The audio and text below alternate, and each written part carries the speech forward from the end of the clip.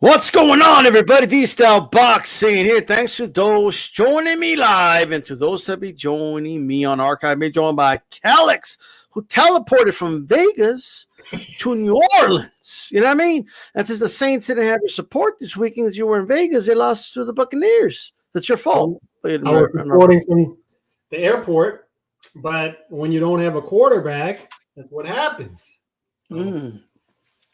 Maybe you would have invested in one instead of just kept signing Drew Brees. I don't know.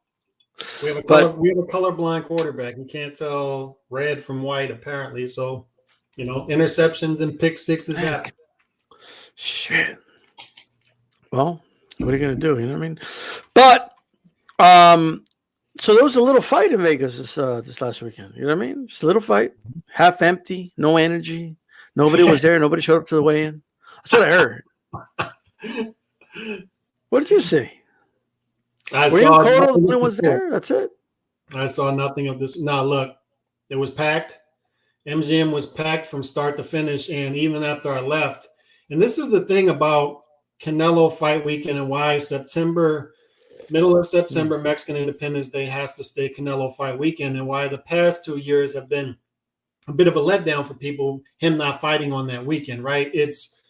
It's an event out there as a whole. And that's what I noticed is you have events Friday night, it's all surrounding the Canelo fight. And then after the fight, you have big Mexican concerts directly after the fight, both small and big. And then you had the Raiders game Sunday in Las Vegas. So it was a whole event, and it was all surrounded around the Canelo fight. But what I saw was a packed crowd. MGM was packed. The fight was packed, but you can tell that it's very much a casual fan. It's a Canelo fan. It's a Canelo fan base going to this fight, because even the Bam Rodriguez fight, you still had people ushering in. You had a lot of people still in the concourses drinking their beers, having fun. They weren't really paying attention to the undercard as good as it was. Right. And they were all focused on Canelo. As soon as the Bam Rodriguez fight ended, everybody came down, and it was packed. I mean, it was packed. It was more than packed. You had overflow crowd. And then you had crowds. This is what people don't see. You had crowds right outside T-Mobile Arena. And as soon as you walk out, you see the crowd out there, and you see a concert going on as you're walking back to the MGM. And then you have other bigger concerts around there that everybody's going to. And the bigger concert waits until after the Canelo fight so people can go to the Canelo fight and go to the big concert. It's an event. And that's why people ask me, do you have buyer's remorse? No, I don't have buyer's remorse. I had a blast. It was a good experience. Okay. The fight was a fight. The fight was the fight, but great event, great time. Shout out to Nando Yama. Saludos, everyone. Absolutely, man. Okay, he's got the fuel pump. He's got the fire. I put the link out to the homies. Whoever can make it. Lisa Bales, how you doing? News Media Today in the building. Shout out to the coach. Check it out. Coach Malachi. Subscribe to him, guys. Look, man, I just want to know, I was hearing that there was no energy. That nobody was pumped. That nobody was there. Nobody cared. Vegas was basically a ghost town. Tombstone 2.0. That's what people were saying, apparently, but nobody was talking about it on Twitter. That's the things I was hearing, and nothing. By the way, he was trending number 1 on Twitter for 4 or 5 hours. But that aside, it is what it is. Okay. But, hey, you were there. To tell everybody where you were and how you saw the fight. I had really good seats. I was about 10 rows up in the middle. So I guess you would consider it the end zone, not the center risers, as they call them, on the side, but still a dead shot, about 10 rows Those are probably the best views, by the way. It's a great view. It really is. You see the whole bottom of the ring, and you could see the movement. Yeah, you have a straight view of the fight, and the T-Mobile Arena is just not a bad seat in there. And plus, the big screen is right above it. So if there's a bad angle, I just look right up at the big screen and see everything like I'm watching it on TV. So just a great view. And what I saw was a Golovkin who clearly was not the Golovkin 4 or 5 years ago. I mean, there's nobody who's going to tell you anything otherwise. And what I saw was Canelo clearly winning the first 8 rounds. I mean, and what I saw was a Canelo who was happy with how things were going. He was thrilled. Like, between every round, Golovkin is losing the rounds, but between every round, he's dapping him up. You know how they do the they touch gloves? Golovkin was doing that thing where he was touching Canelo's glove in between rounds. And when I saw that, and when I saw Golovkin losing these rounds and touching gloves with Canelo, I knew my bet was safe, that it was going decision. Because I knew Canelo was not going to wake a sleeping monster. He's just not. He's not going to go for the knockout. He's not going to disturb what's going on. He's thrilled with how the pace of the fight is going.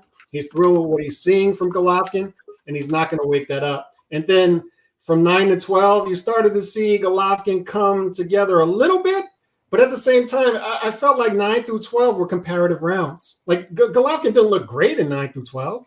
I just feel like people were giving him, because I heard all sorts of people I gave Golovkin the last 4 rounds. I just didn't see it. I thought 116 were 12 were a stretch. How they got to 115, 113, that judge, I have no idea. Maybe they were drunk.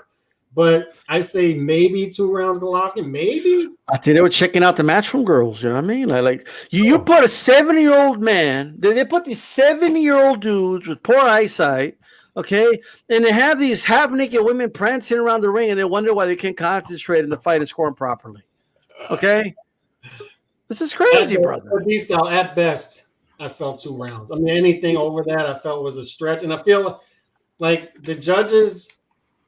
There's really no fans are fans, but the judges is no excuse. You score every round like it's a different fight, right? So you don't go, oh, Golovkin looked better in the 9th round, so I'm going to give him that. That's not how that works. I know it's human nature, but if we watch the last 4 rounds and just strictly watch those and we score round by round, are we really giving Golovkin all 4 rounds? And I know this isn't the main discussion we want to have because he still clearly won the fight, but I'm just saying, like they're putting these old dudes with poor eyesight, and they're putting half-naked women right in front of them, like literally walking from this vantage point. Like they're watching the buttocks and shit, and then you expect them to properly score 10-9.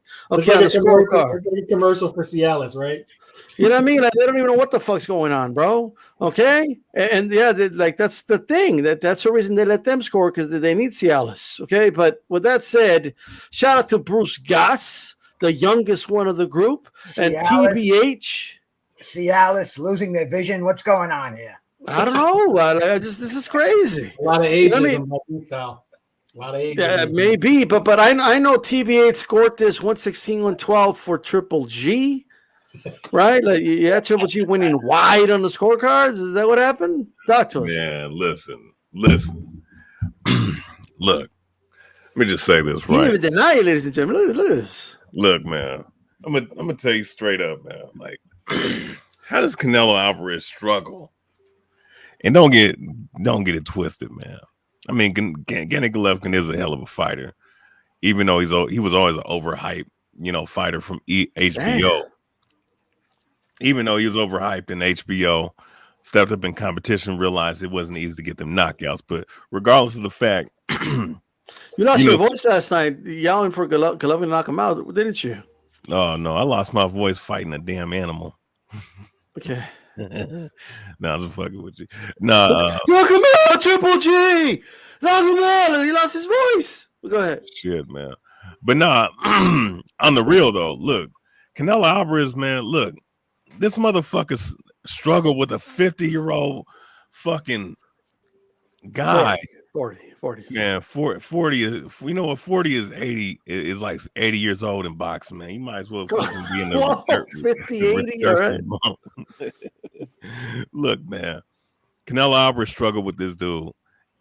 Even though he did win the fight, by like maybe 8 rounds, 8 or 9 rounds.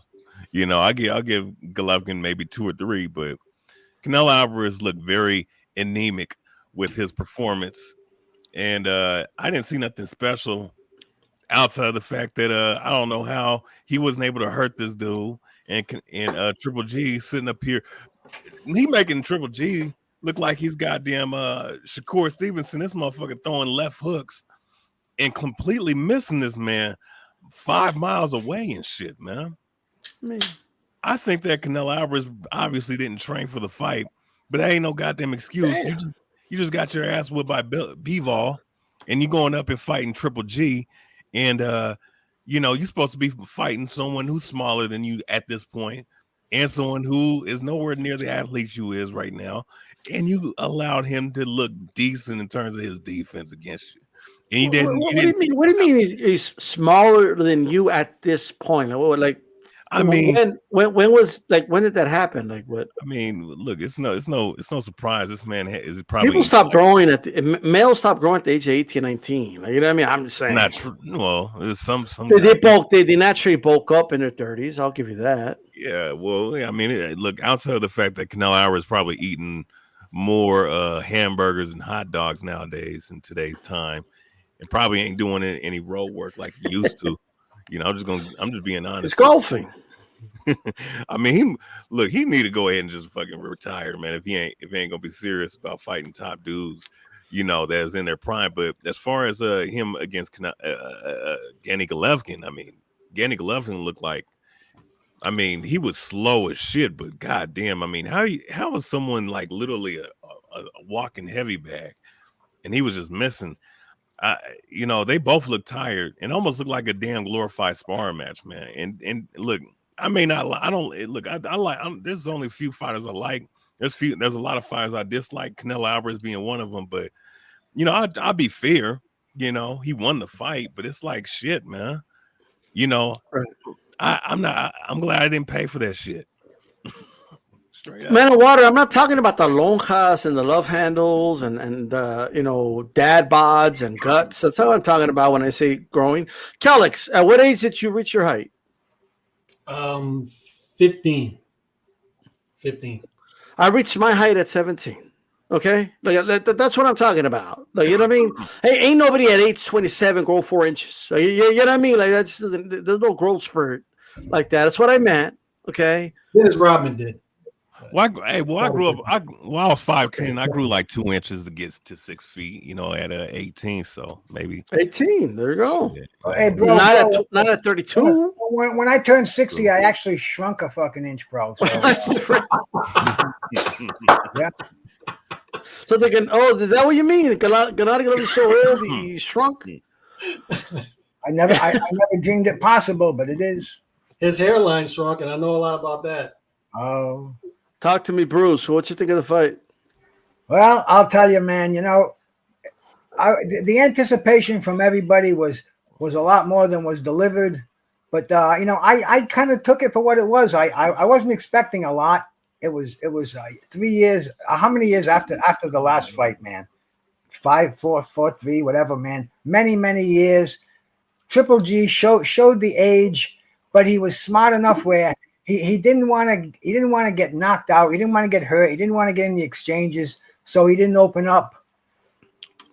Canelo, I don't think he wanted to open up. I don't think he wanted to hurt him. I think there was a lot of hype in there. A lot of I hate you. I'm going to knock you out. It was basically a couple of old guys going through the motions, man.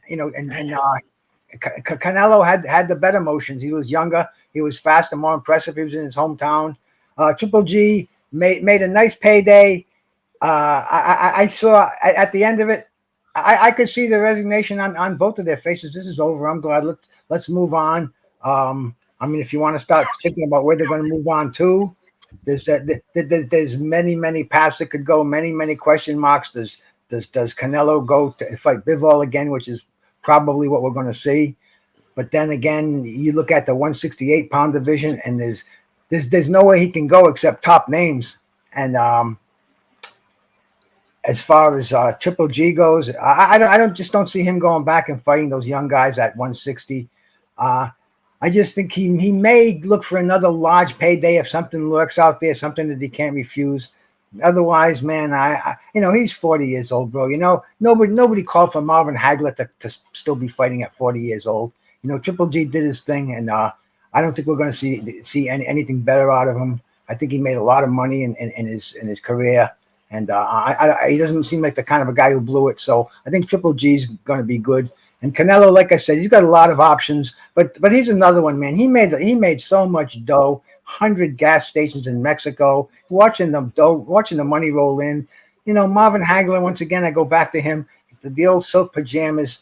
Does Canelo want to get up at 5 o'clock in the morning and hit the streets, man? Does he want to go through the strenuous diet of making weight and keeping himself in tip-top shape?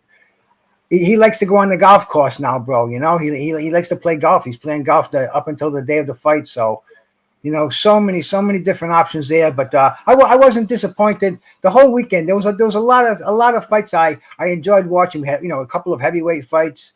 A fairly decent undercard fights on Friday night. So it was a decent weekend for me as far as boxing goes. And that fight there it's kind of like boxing is today. The sizzle is sold with a lot more authority than the actual steak is. So it is what it is in boxing today. Time to move on. Time to move on. And look, in fairness, I think the one thing that Gennady Golovkin definitely proved, despite how anybody thinks how he looked, is that he definitely has a chin. I knew he had a chin, but holy shit. You know what I mean? Like at the age of 40, this dude is still eating punches like they're M&Ms. That's the reality of it. And I didn't think the chin would hold up. I just don't. And also, Canelo didn't have the urgency. He didn't have an urgency to knock him out. So I don't know how it would have been. It was more competitive, but I just think he went through the motions. There's some questions about the stamina. I'm hearing people say, he's a 6-round fighter. I saw Man of Water say that. People saying, look, he kind of gassed out at the end. I just think you guys are seeing what you want to see. I think Canelo he fought at the same pace throughout the whole fight. Triple G just started to take more chances, like in the second half of the fight, because he had to, quite frankly. But that's just how I personally see it. Look. Now, at the same time, I'm not going to act like Canelo's a Joe Calzaghe with that type of engine either, right? But he never has been. But I think he looked fine. He didn't look exhausted to me, like he kind of did after the fourth round of the Bivol fight. He just didn't. But maybe you guys disagree, Calix? This is where people start to lose credibility. Like, there are fair criticisms after this fight. Like, there are fair criticisms, and we all hit on them. But the bigger story to me is these narratives that are coming out of Saturday night that just don't exist, that people are creating out of thin air. And you start to lose credibility when you over-criticize and you start to create these narratives, and then people buy into them. And that's why I say, I feel like I spend most of my time just pushing back on false narratives. People saw what they wanted to see Saturday night.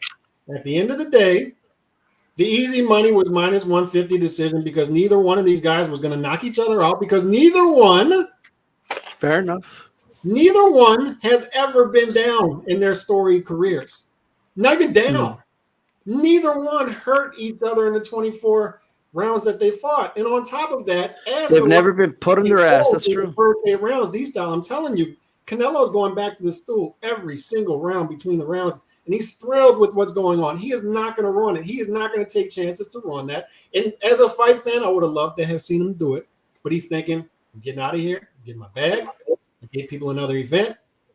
I'm fighting with the broken hand, whatever he's fighting with.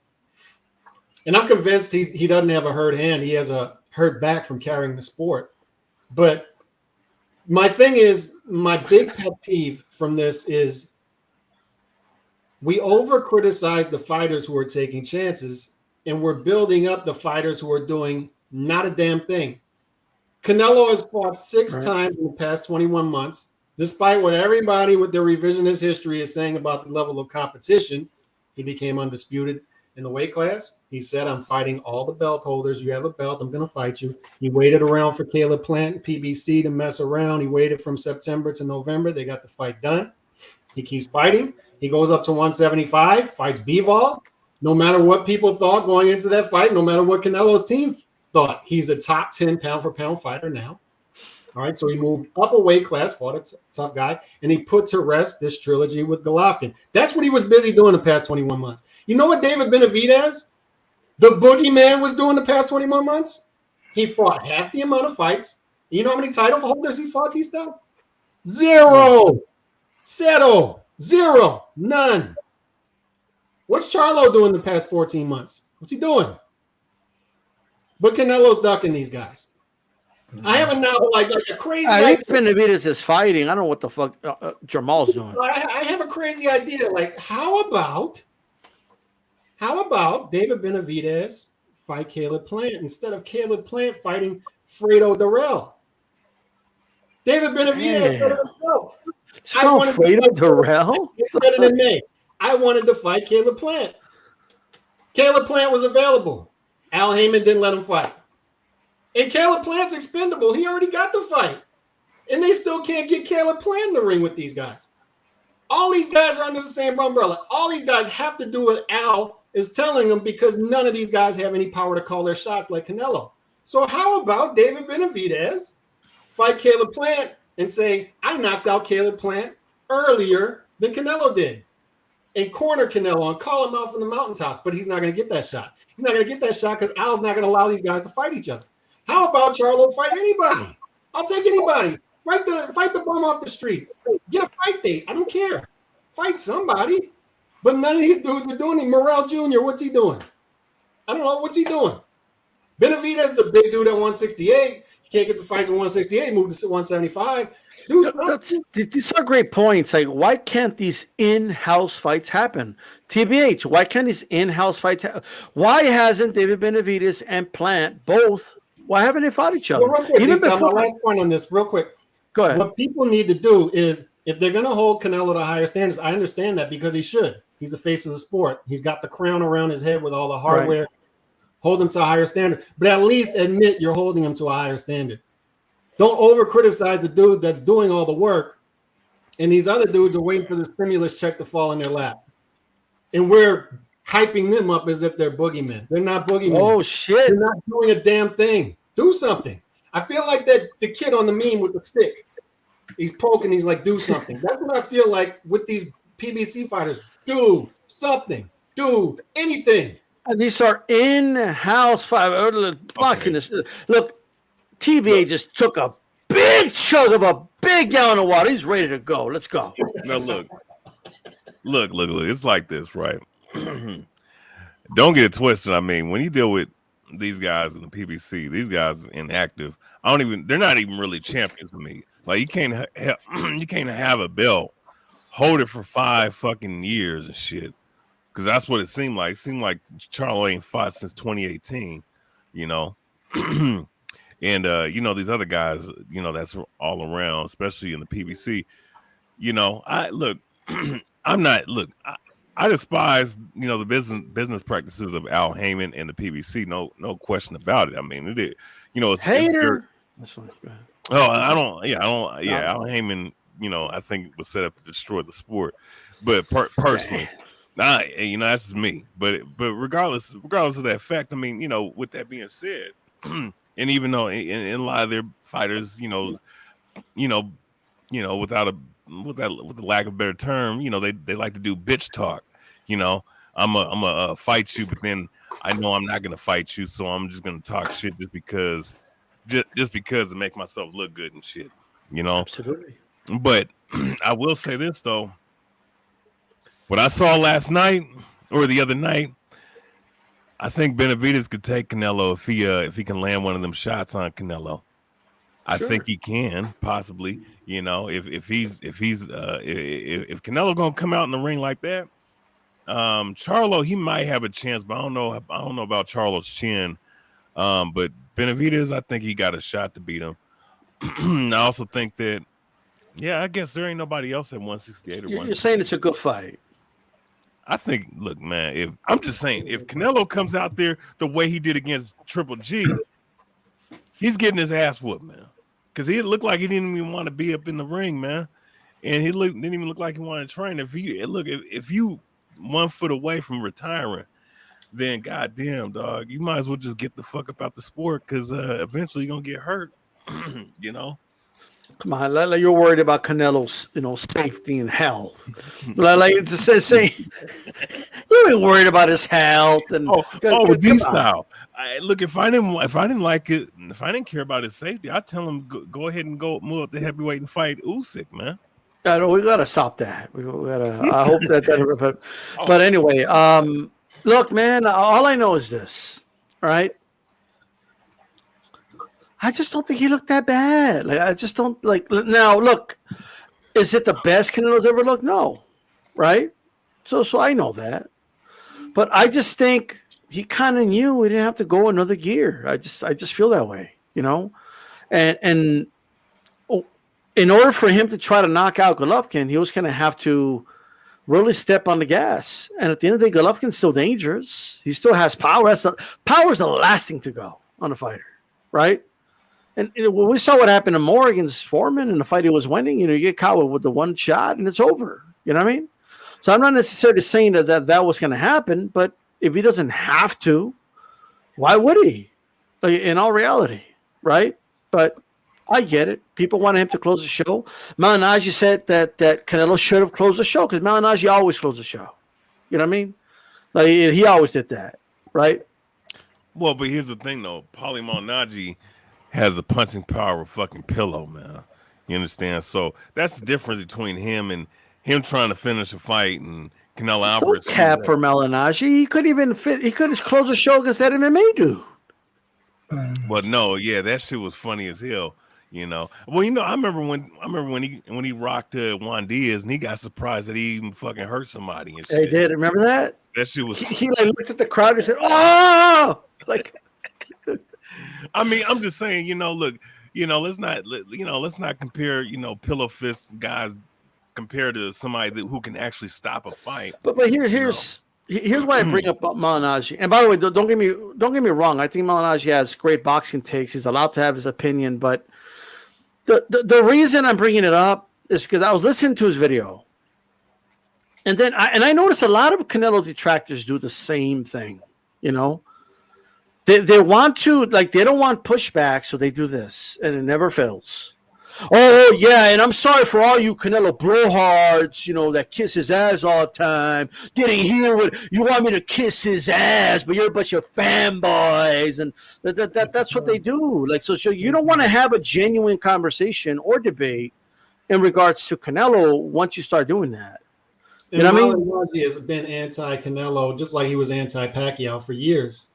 But fanboy. Look, I love Malignaggi's boxing takes as a whole, but there are certain guys and that's one of them. And he's not going to be able to give a fair Canelo take. But there are fair criticisms of Canelo in the fight. There are. But we lose sight of that, and we can't take those seriously from people because they go what the kids call extra, right? They're just extra. And they just start capping on God. They just start capping. But yeah, but not everyone who disagrees with Canelo detracting or Canelo criticisms is a Canelo fanboy, right? But that's what I'm saying. They're for me, I'm called a Canelo fanboy sometimes, even though I'm called a Canelo detractor sometimes. But for the most part, I'm called a Canelo fanboy. And the reason is I don't roll out of bed one day just say I'm a fan of this fighter. It's the actions that I'm a fan of. And I have a certain level of forgiveness for fighters when they do something wrong, when they don't look that great. Bam Rodriguez the other night. Bam Rodriguez didn't have his best fight, but he's fought 3 times in the span that many of these guys haven't fought once. And we're going to over-criticize a performance against a tougher than expected fighter just because he has some resistance. And that's where I start to get frustrated, because if we want to have a certain level of behavior, a certain type of behavior from fighters, we have to incentivize the fighters who are giving us that. So if we want more active fighters, we can't over-criticize a poor performance, because they could have rested up for a year, like your favorite fighter, right? They could have rested up. They could have put their feet up. But instead, they're putting in the work. They're actually putting in rounds. So if they have a bad night and it's their second or third fight of the year, while all these other fighters have 0-1, I'm not going to be overly critical.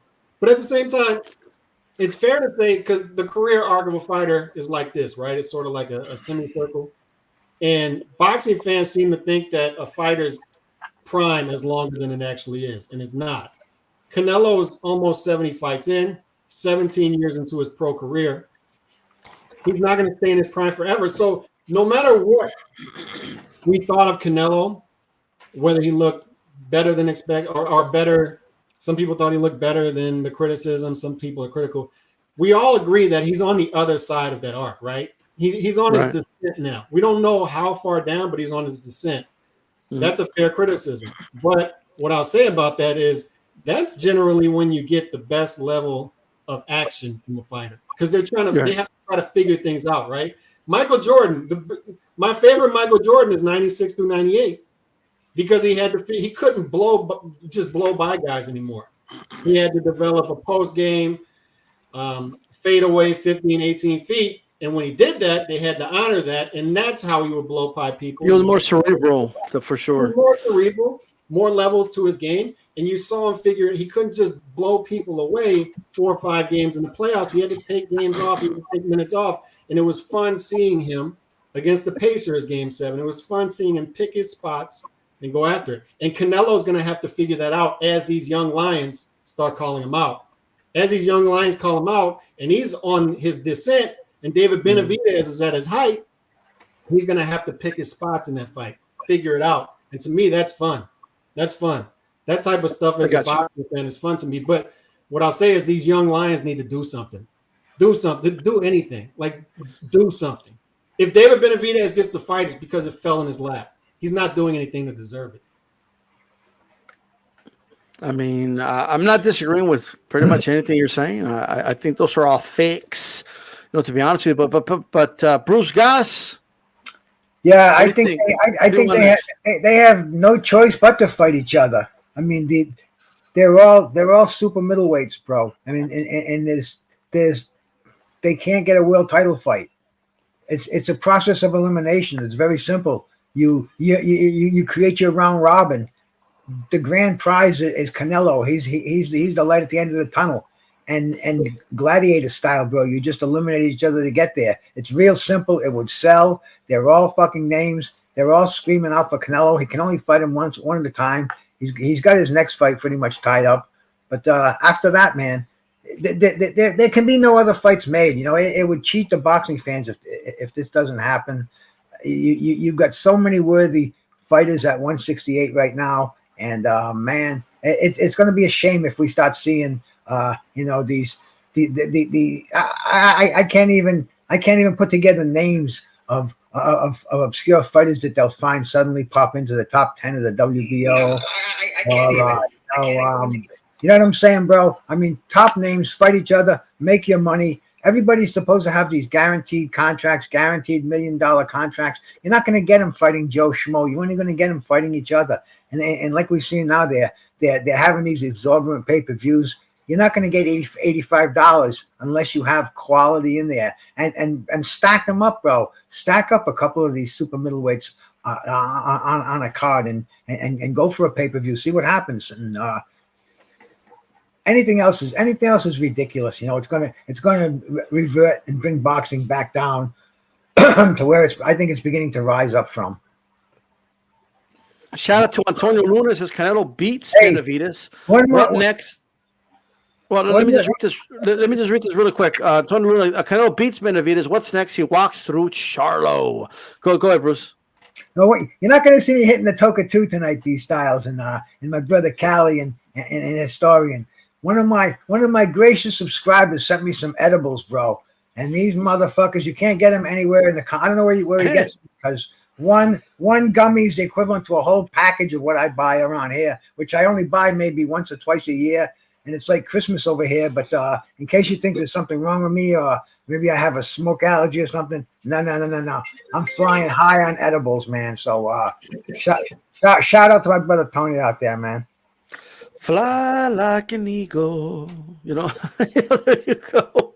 Hey, TBH. What's happening? What's up with Plant and Benavidez, and why haven't they fought each other? Even before Canelo was in the picture, they were both on PBC. They should have fought each other. They were both champions. Why can't they fight each other now? Like, well, what's this will be let's say, wouldn't it make the Canelo fight a bigger fight if he goes in there and destroys Plant, and now we have a comparative opponent, and like, oh shit, look at what he did to Plant. He beat Plant better than Canelo did, because that's how a lot of Floyd fights got done. That's how a lot of fights with all throughout the history of boxing. The up-and-coming dudes beat the former challengers better than the champion. All casuals believe the triangle theory. Well, here's what I'll say about that, right? I just think that I think Benavidez wants to fight. I do think he wants to fight, but I agree. As far as Plant is concerned, I think Plant, man, is probably that dude's probably doing what Billy Joe Son is. He's probably 200 pounds now, bro. Damn. You know what I'm saying? After that damn Canelo payday. So, I don't know how. I mean, because Plant hasn't fought since then, has he? Hasn't he? He's going to fight Durrell. That's going to be his first fight since Canelo. Wait, Anthony Durrell or what? Which Durrell? Anthony Durrell. Anthony. Damn, no, Andre's gone. Andre's gone. Oh, okay. Andre Durrell retired. So Anthony Durrell? God. Oh man. That dude 40 years old, man. What the fuck, man? He's 37. What?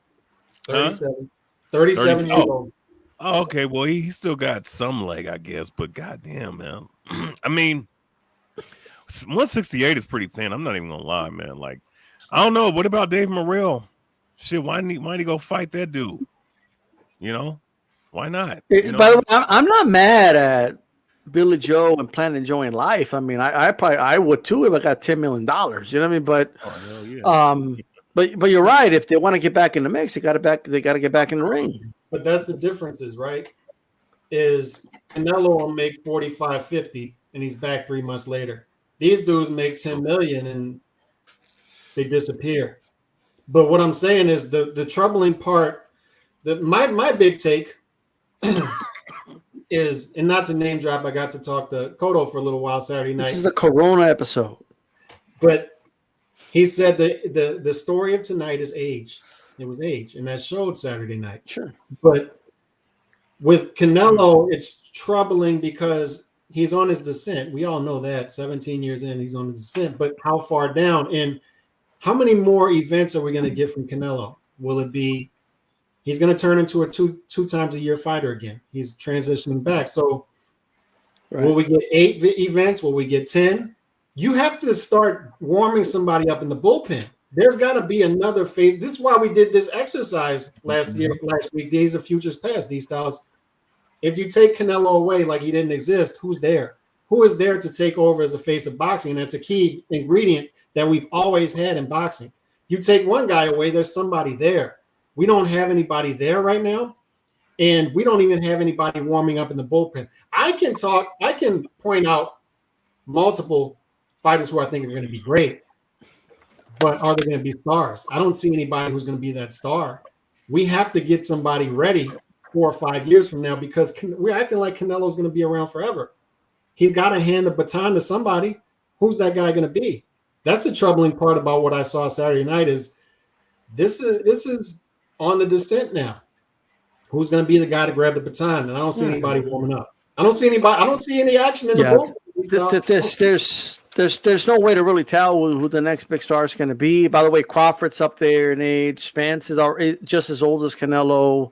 And they're not stars. The Charlo brothers are as old as Canelo. So a lot of these guys are under 30s, So, but we do have a lot of young, Teofimo Lopez, I still think is going to be a force, whether people would like to agree with me or not. Who knows? I don't know if Devin Haney will ever be a superstar, but he's around. We got Tank Davis is going to be 30 soon. So anybody waiting for Tank Davis to become a big superstar, I mean, he's almost going to be 30, right? So, but Bruce has been around. Bruce has been around much longer than us in this fight game. Damn. And I know Bruce got like 700 of them, brother. He's been around, so he knows. Cain and Abel, bro. Ringside. But I would respect your opinion in this. It's like Bruce was there when Cain beat the shit out of Abel in the ring and murdered him. He witnessed the first boxing murder in the ring. The first homicide. In all seriousness, and under previous models, it was easier to build stars quicker. These guys were fighting 5-6 times a year. Boxing was also more popular.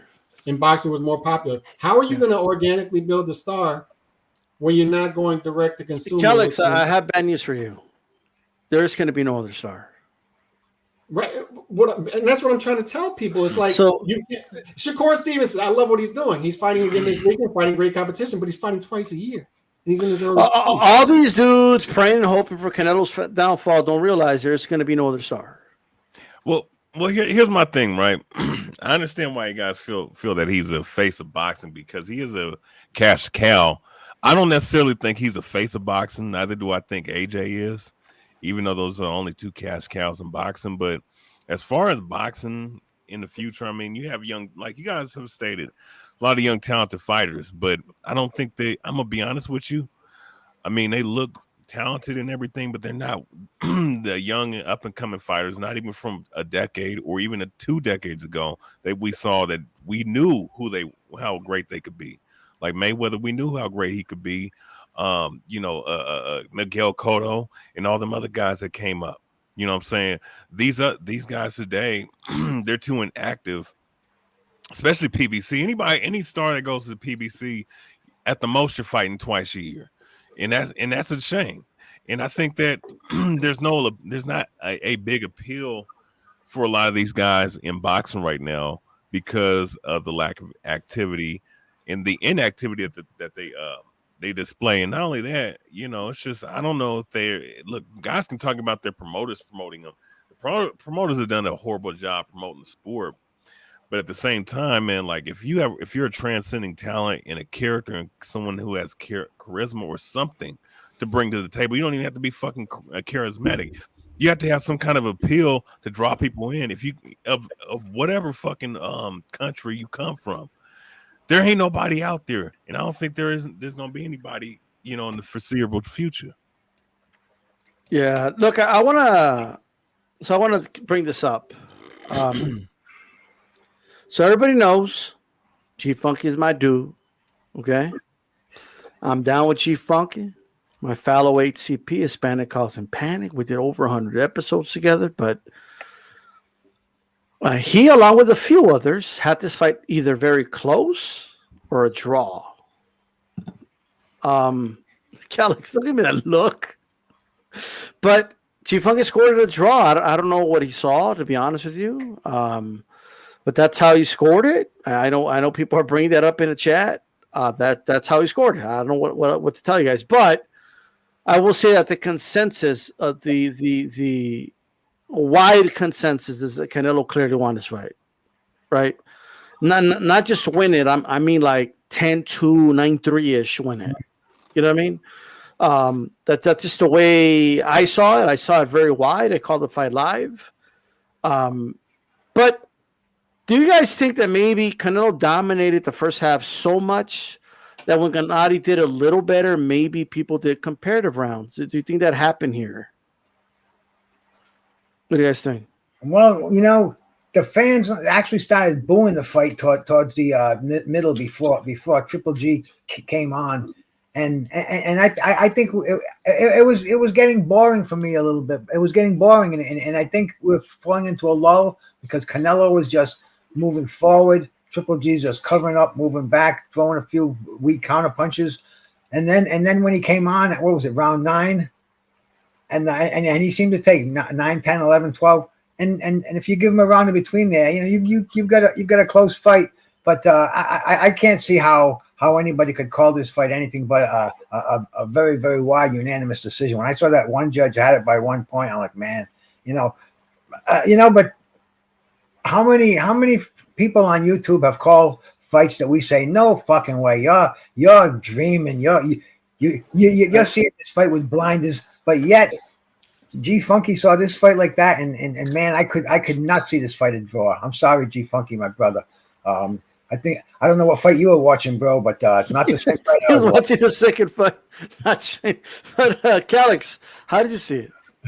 I had it very wide. I actually told some people after the fight, we were all talking about the scorecards, and I had people saying they had Golovkin winning the last 4 rounds, and I threw out comparative rounds, and they're saying, yeah, you might be right there. But I actually told some people if they would have added 120, 108, I wouldn't have been mad. Like, I just – what's more probable? A sweep? Rounds, not the fight I was watching. Like, but let me ask you this, Cal. What's more probable? A shutout by Canelo or a draw? Shut up. Yeah, I agree. I mean, and I I'm think trying it's to a give comparative round thing, to be honest. G-Funky's our dude. This isn't anything other than disagreeing. I just don't a draw. The weird thing about this fight was we talk about Golovkin not getting the benefit of the doubt. So he's got to go in there for knockout, all this stuff. And this was the first Canelo fight where I didn't see that Canelo card, right? Like they actually The judges had it closer for the third, second fight. Canelo the first 4 rounds against Bivol. And still to this day, I don't understand how. Right. All 3 of them did. And in this fight, not only did they give Golovkin the benefit of the doubt, they did more than that. Like they went out of their way to give Golovkin things that just did not happen. Like I just don't understand how a boxing judge, it's not the same judges, but had this one 7-5, but the first one like 10-2 for Canelo. I mean, this is I don't even know what to say about that, to be honest with you. Well, and I think this clearly the judges were not trying to give this fight to Canelo. No. Clearly. Yeah. You know what I mean? Like, Yeah, I don't know if do do you think the judges were influenced by all the talk about, oh, you know, they're going to give it to Canelo, and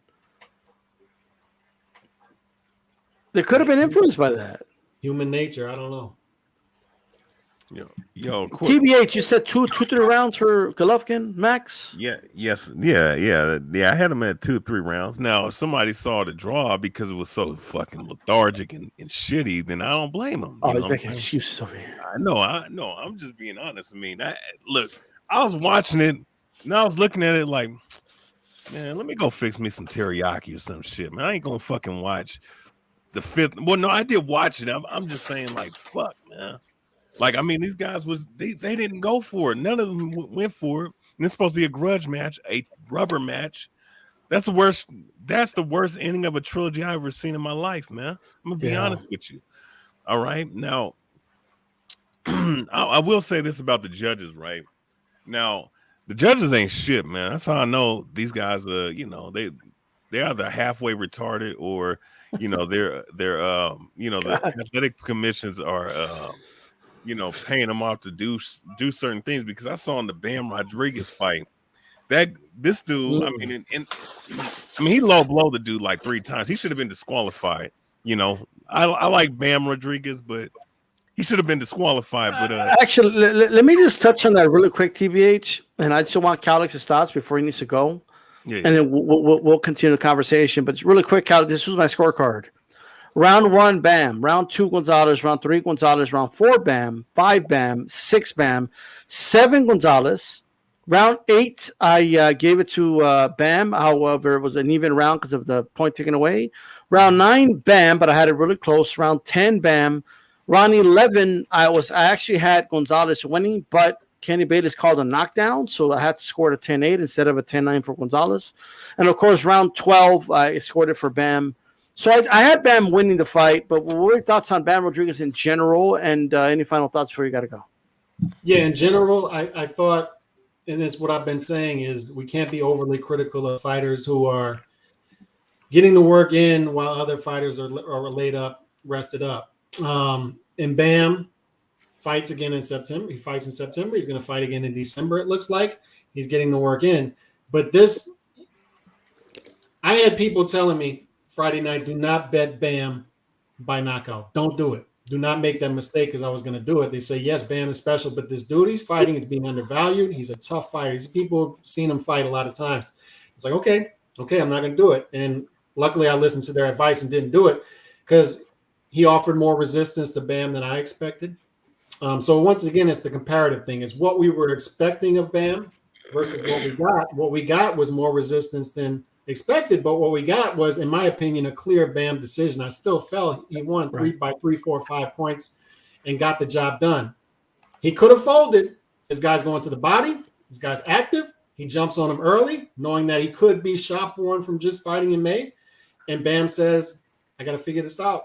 I got to figure it out. And he figures it out. He gets through the fight. And this happens. Like this, why overreact to this? This happens throughout a fighter's career as he's coming up, right? you have fights, and Cotto talked about this. He had fights early in his career that he had trouble in. And you wouldn't have thought he had trouble against that fighter, but he did. And this is natural process. It happens. So he won the fight. I was pleased with the fight. Thought it was a great fight, or a really, really good fight, and he won the fight. But overall, lackluster fight. It really was. It wasn't not much to say about the fight. I don't really have hot takes about it. The story of the night was aged. Golovkin's aged. I would tell people expect to see him back in 2023 at 160, from what I heard. So expect to see that. And also, Canelo, he's on the descent, but he's still got a lot of great fights left in him. And he's still going to win some big fights going forward. But as long as Canelo stays Canelo, as long as he stays true to himself, the people are going to come out. He gives them moments. He makes them feel a certain type of way. And that's why he might be the last great big star in boxing. I hope not, but it's possible.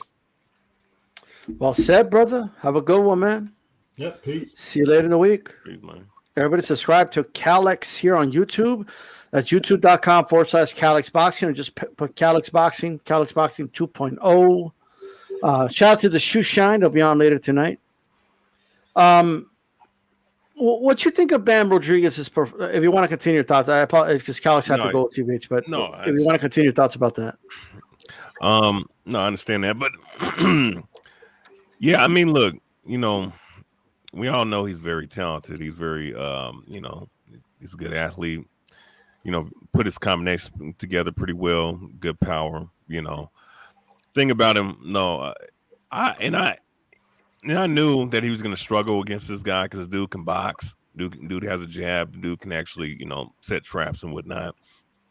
What's his name? Israel Gonzalez or something like that. Is that his name? Yeah, and that's what he did. He was able to, confuse Bam a little bit. Him trying to step over, and try to use lateral movement and use, work angles and create angles. He didn't figure him out until maybe later on in the latter parts of the fight, but obviously he struggled, and obviously he was kind of flustered a little bit because of the dude's experience and his ability to box. Now the dude himself is not, he's 25. He ain't all that old, compared to 21. Bam being 21. But the thing is, though, he was able to, like I said, he was able to confuse him. But someone is frustrated, right? For a fact when someone is frustrated that when someone is going up and low blowing, like literally intentionally, it's not borderline. So you think it was intentional? I mean, if you do 3 straight ones, you got to give him credit for the 1 and the 11th though, because it was away from Kenny Bayless's vantage point. Was it? You know what I mean? That Kenny Bayless was facing the back of Israel Gonzalez. He didn't see it land low. So you telling me that he did a beehive? You know what I mean? He did a Earl Hebner. That's what he did. If you understand that reference, obviously, but sure. But I mean, look. I mean, three straight times in a row. So instead of you screwed Brett, it's you screwed Gonzalez. No, think of this. That fucking headbutt too. Mind you, he also headbutted him. And I can't. That one was accidental. Come on. Yeah, bro. Come on. When you lower your head, you're launching yourself into somebody, bro. Southpaw orthodox. It's bound to happen. I mean, listen. The dude's legs gave out after the first low blow. And the second low blow, and the third low blow. I mean, but here's the craziest thing to me though, right? Now, I can't really say nothing negative about the corner. I think they were giving him proper advice. It just was him. He had to develop himself in that fight. But I will say this though, that scorecard was pretty shitty, man, because there was one judge that it was too wide. I agree. One judge had it 114, 113. That should have been the card that everyone else had, but 118 to 109. Are you fucking kidding me? Including a damn low blow. What do you call a point deduction? Come on, man. Shout out to Box Talk 101. Hey, look, I'll say this before I go to Bruce. Look, I don't think the result was ever in doubt, but here's what happens, and I think people need to realize this. Sometimes contenders come in, and they're not coming in to lay down. Okay, like Israel Gonzalez was not coming in to just lay down. Oh, he's Bam Rodriguez. He's the future. I'm just going to lay down. He came in trying to win this fight. He came in with a game plan. I think he studied Bam. He was ready for the shifts because Bam's really good at shifting in the middle of that ring, catching dude with uppercuts and catching him by surprise. He was ready for that. He would back up and away from the space, right? And then he would get right in front of him again, and he would just throw into the body. Bam even recognized, he tagged me really good to the body. So this is what happens when a guy comes in and he says, I don't give a fuck what it says on paper. I didn't get the memo that I'm just supposed to get beat up by this dude because he's just going to be a future superstar. I'm a fucking fighter. I'm here to fucking win. That's what I'm here to do. I don't give a shit what people think of this kid. I'm here to win. And I think that's the attitude I got from Israel Gonzalez. And I'll tell you what, because of that, whenever I see Israel Gonzalez on a fight card, I'm going to watch that fight. Because I know that he's coming to fight. Like, he's not coming to lay down for anybody, right? So he made a fan out of me with his effort in that fight. I will say, though, you might disagree with this, TBH. I think the low blows were accidental. I don't think he did them on purpose. And I think the headbutt was accidental as well. But I will say this. Kenny Bayless should have taken a point away in the 11th, not counted it as a knockdown. He didn't even count, and he called it as a knockdown. And I think that sapped everything from Israel. You know what I mean? Oh, yeah. Where if he calls it if he takes away a point, then mentally we have a better 12th round, right? Because I think Bam will come out knowing, okay, I got to win this fucking round, right?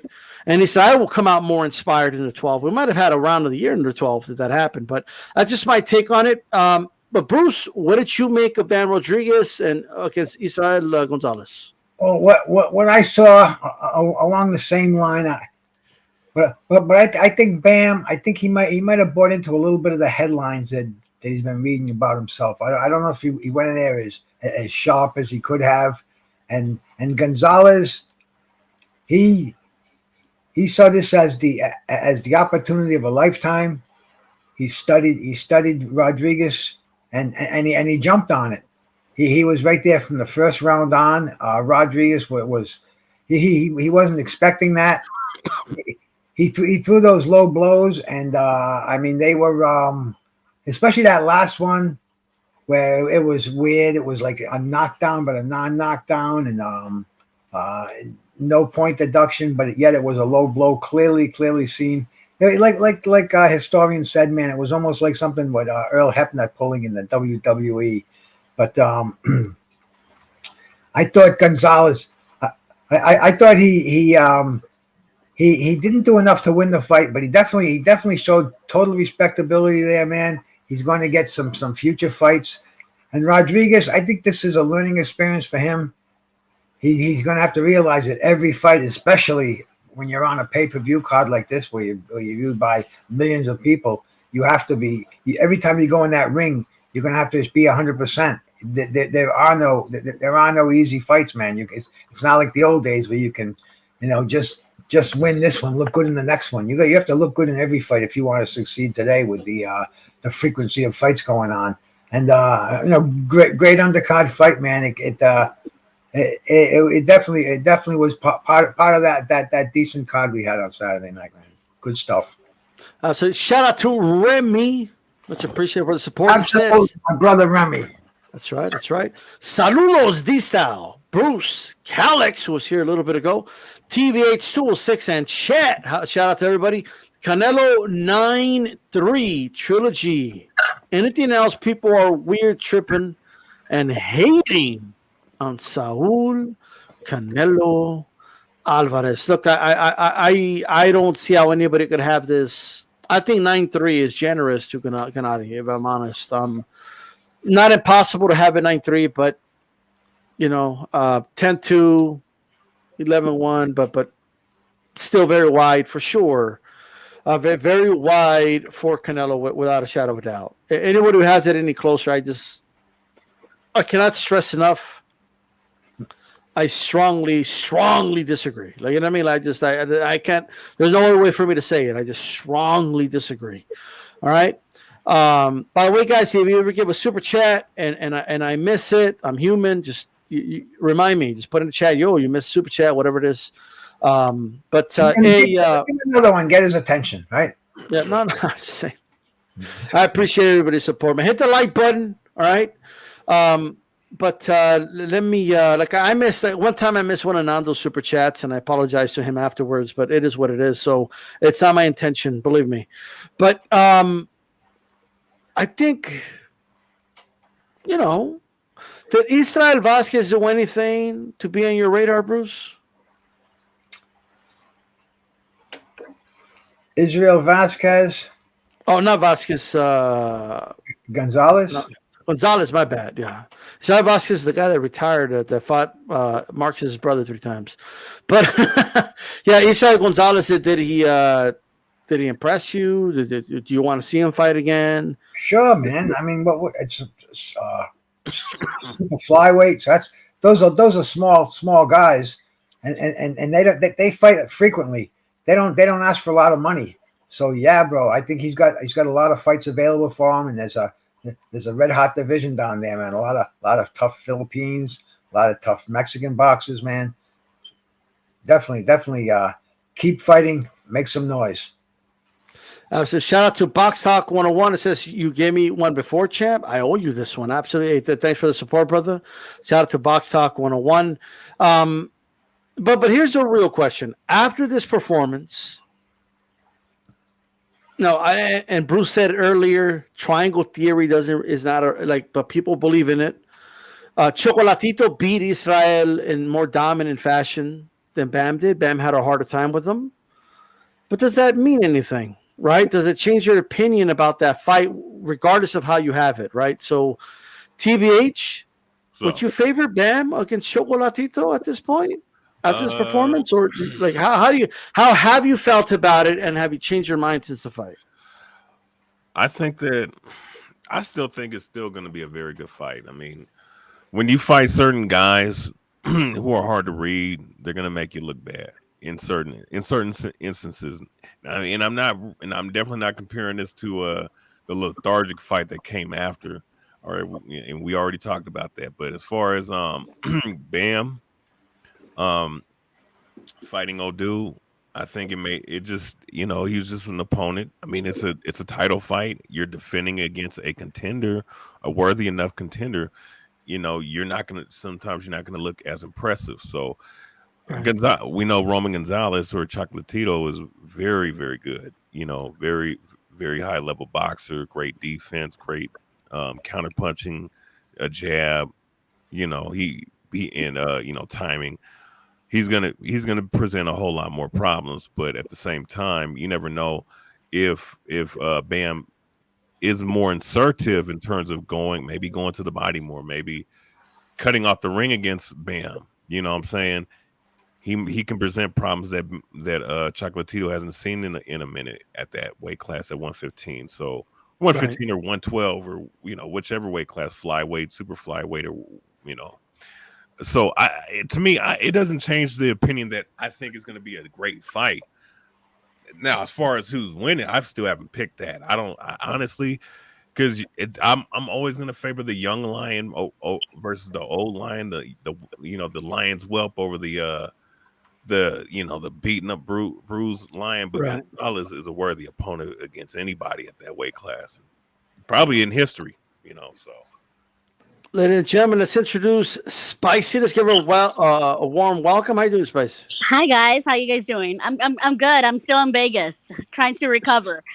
You're trying to recover? You had a lot to drink, or what happened? Just too much yelling, man. Too much yelling. Too much going for Canelo. You're like, Canelo, knock him out, like that, or Dale unos putazos, let's go. Yes. All right. Hey, tell us about your experience there and the fight. Like how'd you see the fight? It was really cool. I always come down and I have to do the whole week because, that's the only way to do it.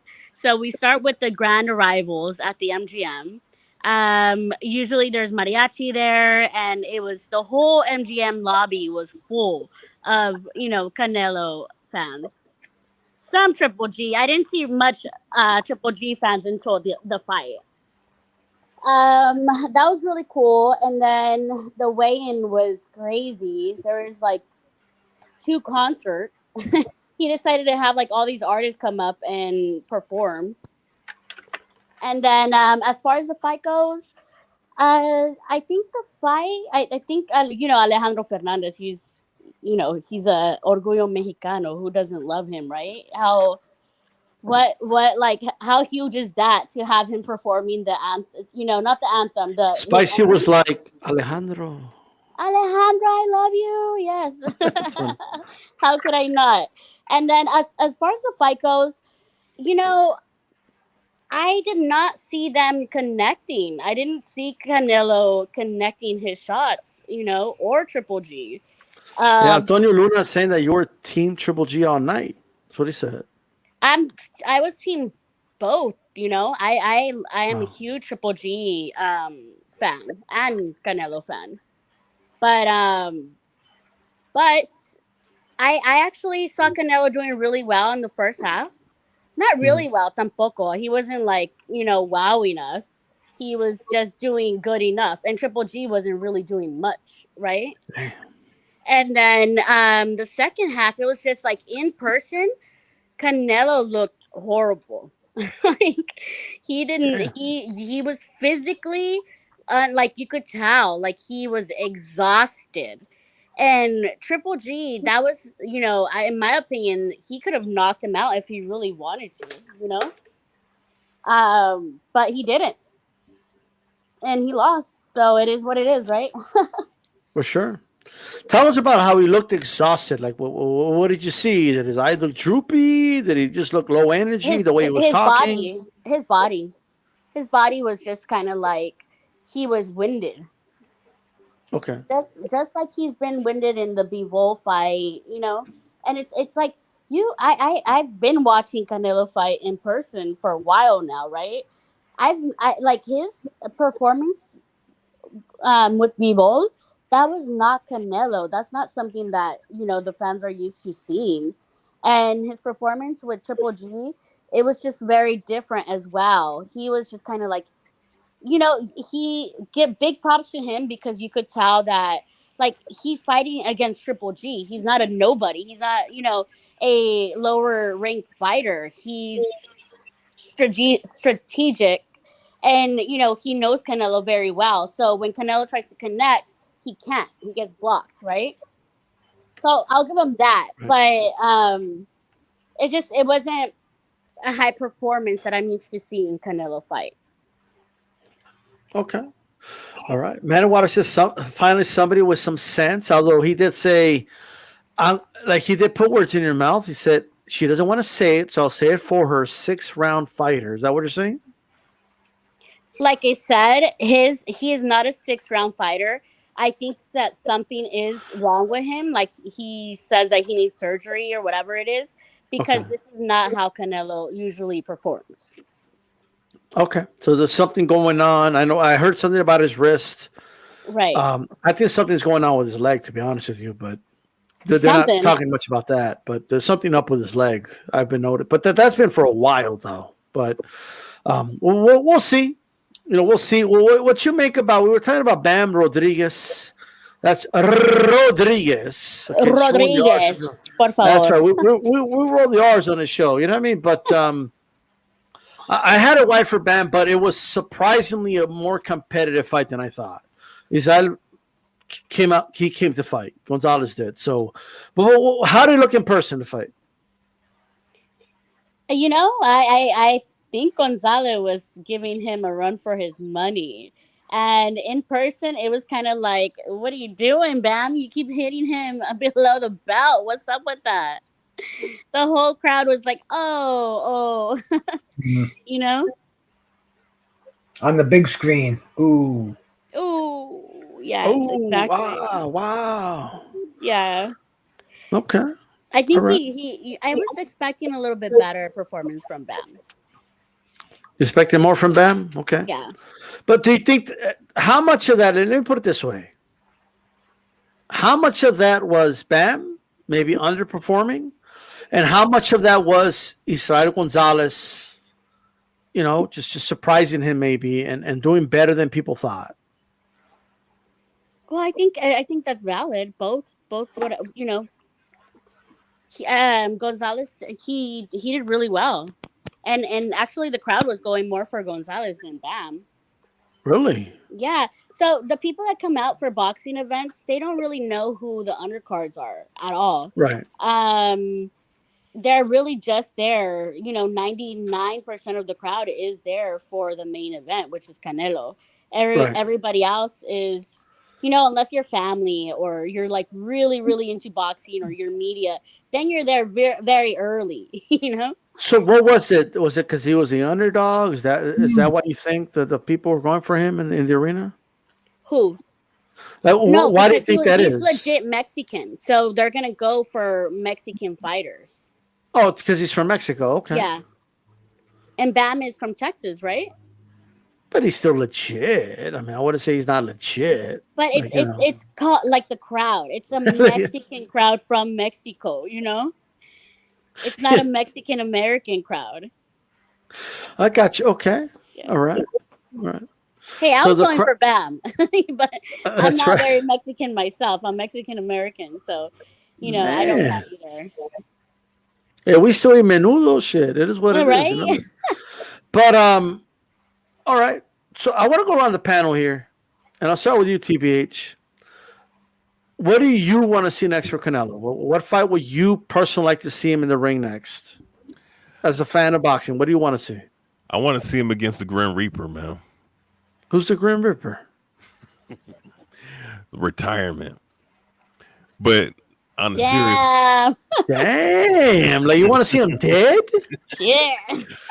shit. I mean, well, in boxing years, he might as well be croaking right now. Shit. Damn, what that shit? I mean, but on the real, I mean, there's only one other guy, at 168, since there ain't nobody good at 168, outside of maybe two guys. You should go ahead and fight Benavidez. Go over there and sign with. Well, I guess you sign your time away.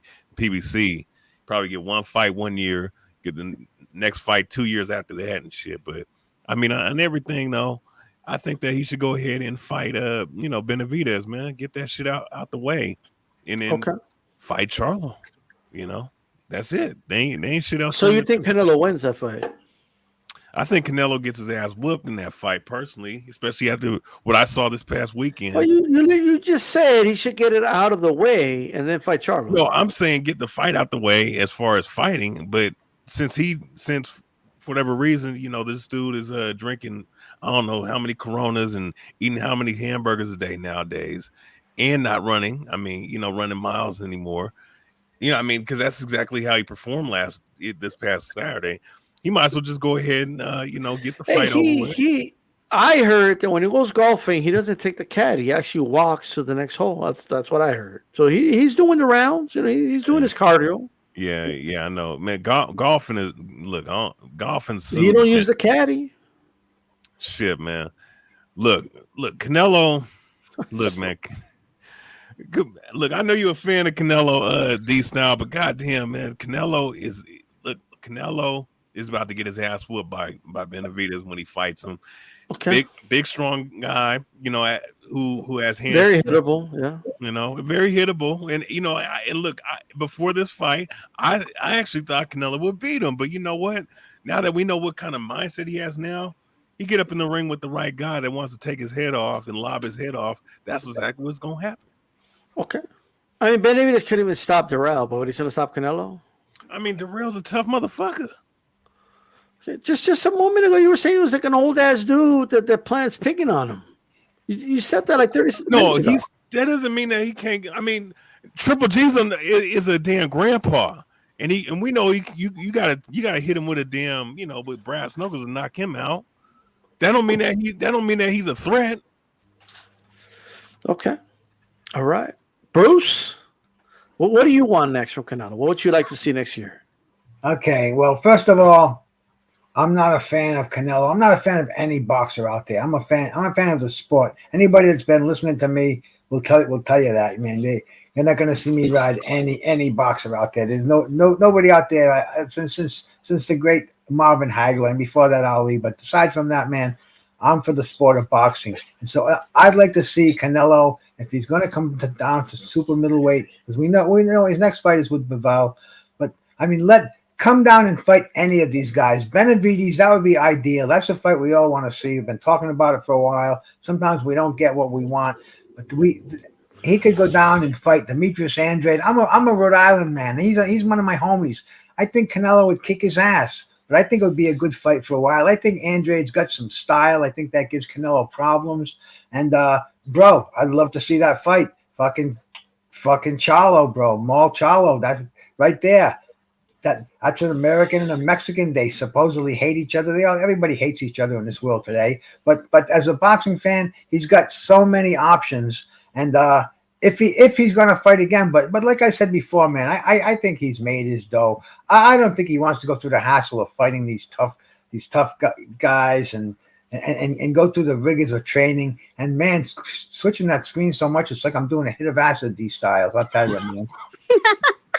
It's the graphics, brother. But go ahead. You got me at a Grateful Dead concert in fucking 1974 over here. It's go ahead. But bro, yeah, man, I'm a fan of boxing, and if he's gonna stick around, all the names I mentioned, and if not, enjoy yourself, play golf, retire. Count that money coming in from those 100 gas stations on a daily basis, bro. Because I mean, he's giving us about as much as he can. If he wants to tie those belts up forever, forget it, man. Give him up, retire, wait for the Hall of Fame to nominate you, and lay off the hard stuff. All right. Spicy, what do you want to see next from Canelo? Man, you guys are brutal. Brutal panel here. Bruce, I respect everything you said for sure.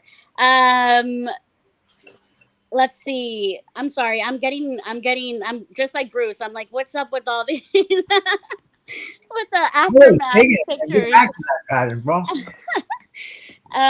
Okay. So going back, come on, the distractions are real. Like, Canelo just became, P4P king in November. He has given the sport so much, within a year. And he still keeps giving the sport. He's still fighting. He was just up here in May and got right back into it and fought again in September. That's a lot, right? And I this is what I don't want to see. I do want him to kind of not retire, but take some time off. He deserves it. He's done a lot. Go play golf, get your mind right, body right, and then come back in May or September and fight Charlo. I like that fight. As far as Benavidez, he already says 1,000 times, guys, he's not gonna fight him. Let it go. It's not gonna happen. And then let's see, Bivol. Not excited for Bivol. Who's excited to see him fight Bivol again? Same people excited to see fucking Haney and Cambosos fight again. Yeah. No, you know what I'd love to see him fight? I would love to see him fight Better Be, just to see him get knocked, or not. Yeah, Better Be, just so Better Be can knock him out. Hey, he says he's open to that fight. He's open to those fights rather. I agree with what he's saying. He fights these huge champions. He doesn't want to fight Benavidez. He just doesn't. Well, he hasn't. In fairness, he hasn't said I don't want to fight Benavidez. He hasn't. No, said he that. did in the press conference. When did he say that? He says I'm not fighting Benavidez, guys. No, that's not what he said. I thought he Can you said. send me that link? Well, not the clip I saw. The clip I saw was, stop saying I don't want to fight him. Come on, guys. That's what he said. Yeah, but then he goes on to say, you guys make this whole thing about Benavidez. This was later, not the Mexican clip, right? Okay. About him not not having much, not accomplished much. So why, if he goes out there and fights champions, Benavides is not a champion. So why would he fight him? He wants Benavides to get some wins under his belt so it could be a bigger fight. Yes. I think that's what it is, right? Mhm. I think this is what I believe. I think Canelo's tired of everyone just waiting in line for him to fight them, right? While they do nothing, right? And I'm very disappointed by a lot of boxing fans that aren't calling out these fighters for fighting nobody while they just wait on their Canelo sweepstakes. Like it's keep the same energy. You want Canelo to fight everybody, you should want everybody to fight everybody, right? Right. I agree with what Bruce said last time I was in the panel. He said, who cares? Everybody should be fighting everybody. Yeah. Like, there's no reason why these PBC fighters can't fight each other. They're under the same umbrella, right? There's no reason at all why they shouldn't be fighting each other. And the only reason I ever get is, well, why doesn't Canelo fight them? Canelo can't fight everybody all at once. And you know what? The days of Canelo fighting 4 times a year are over. He's going back to 2 times a year. So they can't just wait on the fight, right? But I will say this, though. I do think the Benavides fight's going to happen. That I do believe. Maybe not next year, but, I mean, the fight's only getting tougher for Canelo the longer he waits because he's not going to age him out. Benavides is younger at the end of the day, right? So, but I do think the fight will eventually happen. I do, personally. Well, I'll tell you this much, D-Style. As far as the everybody else on the panel, look, as far as the reason why, especially on the PBC side, guys don't want to fight, it's because of one simple word. Give me a C, give me a O, give me a W, give me a A, give me a R, give me a D, and give me an S. And that's what you have with those guys over there in the PBC. Man. And that, and I mean, it does seep into other promotions in boxing, but I mean, it's obvious the way they talk that that's what they are. And, that's why these guys get in the ring once a year, 2 times in a year, if lucky, So, I mean, in that sense, I do understand and I do agree the fact that, guys waiting around for a paycheck and shit off of one guy, waiting the whole years, and you're able to keep a belt hostage and not even fucking defend your mandatory and shit and not be stripped. That's a problem, so it is what it is, but that's how boxing's been, structuredized the last couple of years. Yeah, that's a huge problem. Like, what's up with Charlo not fighting all year? Like, how can that even be possible? How is that even okay, That shouldn't be okay. Either fight at 160 or you want the Canelo fight, move up, dude. Like, move up to 168 and fight somebody there. You know what I mean? Like, I just don't understand, like, why these guys aren't making any moves, to be honest with you. Canelo's not going to fight till like May next year. If that, he might not even fight till September next year. So what are you going to do? Like, be inactive for 2 years? So you're waiting, hoping that Canelo picks you? I mean, I don't know. This whole thing is crazy to me. All right. But anyway, just want to go around and get some final thoughts. Okay, we'll start with you, Spicy. Give us some final thoughts. Just whatever you want to say. Final thoughts is I'm all about all these guys fighting each other. Go out there, just fight somebody. Let's get some more cards going. Plant, fight Benavides, fight Charlo, fight somebody. Like, I'm a kind of okay and happy that Canelo's kind of, going out of the picture. So, we can see what these guys, are all about, if they're about something. Yeah, absolutely. Well, Spicy, I appreciate you coming on last minute. Everybody follow Spicy on Twitter. What's your Twitter handle? Boxing with Spicy? Yes, Boxing with Spicy on Twitter and on YouTube and Instagram, please. Thank you, guys. There you go, man. Make sure you guys follow her. Bruce Goski, give me some final thoughts, brother. Yeah, man. AD Style, I appreciate this. Historian, Cali boxing, man. Always a good time.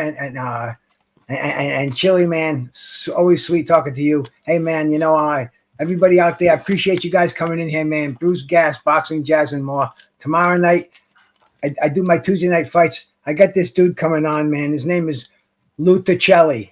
He was a heavyweight back in the 90s, bro. I mean, this dude was fucking, he was a mob enforcer. He was a fucking politician. He's got all kind of crazy stories. He was a professional jobber. I mean, he's going to tell us a lot about boxing that's going to make your fucking jaws drop. So if you want to hear some good shit, please stop on there. Once again, guys, thanks for having me on here. We'll see you next week if you're here, man. God willing. Salute and peace. Absolutely. Absolutely. Shout out to Bruce Goss. Everybody subscribe to Bruce Goss, Boxing, Jazz, and more. Yo, historian, any final thoughts, brother? Yeah. Hey, good. Salute to the panel. Salute to D Style Boxing, HCP, Hispanic Cousin Panics. And salute to everybody that came on or came into the chat, man, and listen to some unbiased boxing talk by the panel. I'll just say one thing I will say though is that boxing, I mean, we've had some good fights this year, but I don't know. I don't know about this Crawford and Spence fight. I still got to see it announced. That's all I'm gonna say. I thought it was official. Like I thought they were gonna do it, and they haven't announced it. So yeah, I thought this was the weekend to announce it. Like steal the thunder from the Canelo Triple G fight. There's a tension in the sport that, like, they didn't do anything. Like, so when are they gonna announce it? You know what I mean? I will say one thing. Floyd did say Floyd's a hating ass dude, but I will say I think that Floyd may not be may know something we all don't, and saying that the fight ain't happening. So who knows? So all right, TBH, have a good one, brother. Peace out. That's TBH. Shout out to the whole panel. Shout out to everybody that showed up from Calix, Spicy, TBH, Bruce Goss, the big bro. I want to thank everybody that tuned in. Make sure you hit the like button. All right. And I don't know what else to say that I haven't already said. Right. So somebody just said, what if Canelo just decides to retire? Like if he just says, you know what? I don't want to do this shit anymore. And he just retires. Right. All the same people that want to see, like don't like him are going to be the ones complaining the most, even more than his own fans, to be honest with you. Right. That's just the truth. Oh, he left. He left without fighting the guy I wanted him to fight.